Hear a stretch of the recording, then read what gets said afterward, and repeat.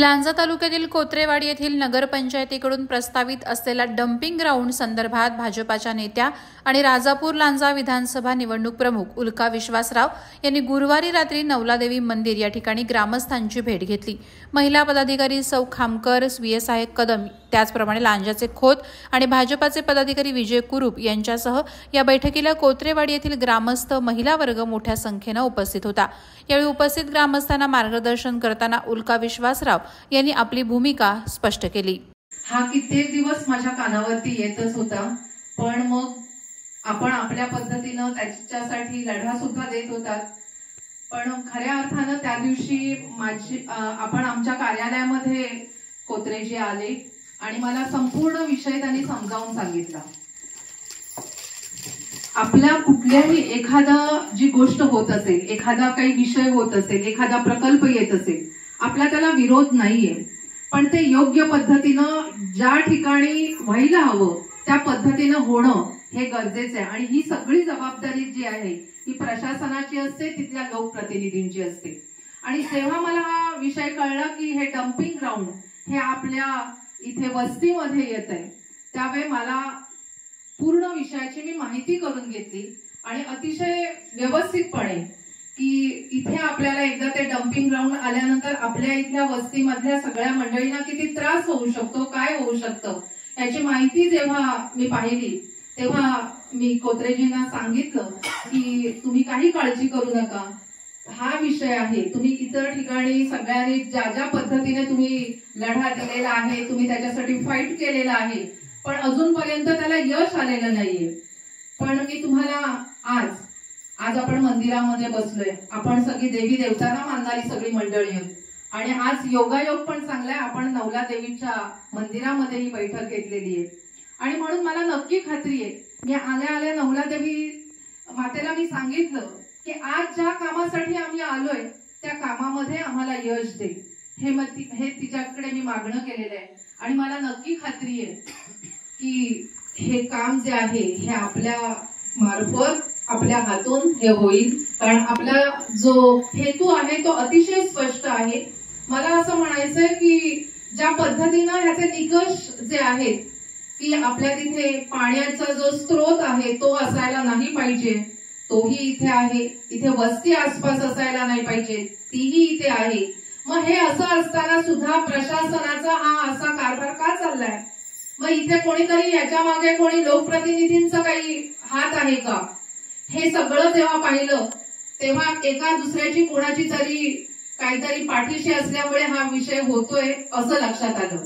आणि म्हणून मी तुम्हाला आज एवढंच सांगेन, तुम्ही बिलकुल काळजी करू नका, हा विषय मी पूर्णपणे माझ्या आता हातात घेतलाय, त्याच्यावरती आम्ही पूर्णपणे सगळंच्या सगळं जे ड्राफ्टिंग आहे आणि हे सुद्धा म्हणजे असं आश्वासनं किंवा आपण हे करू वगैरे असं नाही, त्याच्यामध्ये कागदोपत्री सुद्धा तुम्ही किती बरोबर आहात हे सुद्धा, म्हणजे काही निकष असतात की एखादं डम्पिंग ग्राउंड आपण जेव्हा करतो ते कुठे असायला पाहिजे, त्याची जागा कशी असायला पाहिजे, अशा प्रकारचे सगळे निकष मी पूर्णपणे ते अभ्यासून पाहिलेले आहेत।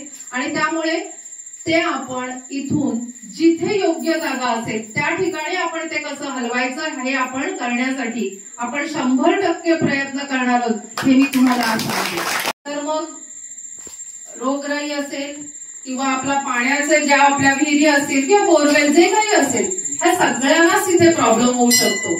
आणि म्हणून आपण जर इथे असं म्हणतोय की आपण चांगलं काम करायला कुठे जातोय, मग हे चांगलं काम करत असताना हे असं का चाललंय हेही कुठेतरी आपण पाहणं गरजेचं आहे। आणि म्हणून मला आज तुम्हाला एवढंच सांगायचंय की तुम्ही ज्या विश्वासानं माझ्याकडे हा विषय दिलेला आहे, आणि कसं असतं माहितीये, म्हणजे तुम्ही सगळ्यांनी प्रयत्न केले आणि त्याच्यानंतर मला तुम्ही सांगितलं आणि त्यावेळेला माझ्या एक कार्यकर्ता मला तुमच्याबद्दल सांगून आला, तर मला म्हणाले मॅडम आम्हाला फक्त तुमच्याकडून खात्री आहे की हे काम तुम्हीच करू शकता। सो एक जबाबदारी म्हणून जेव्हा आपल्या कार्यकर्त्यांचा, आपल्या माणसांचा जेव्हा आपल्यावरती एवढा विश्वास असतो तेव्हा आमची जबाबदारी खूप महत्वाची असते। त्यामुळे तुम्ही बिलकुल काळजी करू नका, डम्पिंग ग्राउंड तुमच्या इथे होणार नाही याची काळजी आम्ही पूर्णपणे घेऊ। आणि त्यासाठी तुमच्या बरोबरीनं नाही तर तुमच्या पुढे एक पाऊल मी स्वतः असेल। तर त्यामुळे हा विषय जो आहे हा आपण करूया.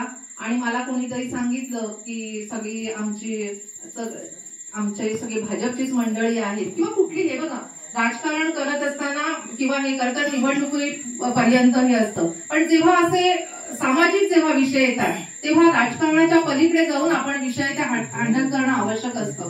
आणि म्हणून मला कोणीतरी म्हणालं की हे डम्पिंग ग्राउंड तुमच्या इथे येतंय म्हणून कोणीतरी निवडणुकीवरती बहिष्कार टाकतंय वगैरे वगैरे असं कानावते. मी असं म्हणते, तुमचं वोट हे खूप महत्वाचं आहे. त्यामुळे असं काही निर्णय घेऊ नका. आपण आपला लढा हा कायम ठेवायचा आहे. आणि जर का तुम्ही तिथे थांबला तर कोणीतरी काहीतरी वेगळंच होऊन जाईल. त्यामुळे तो निर्णयाला तुम्ही काही येऊ नका.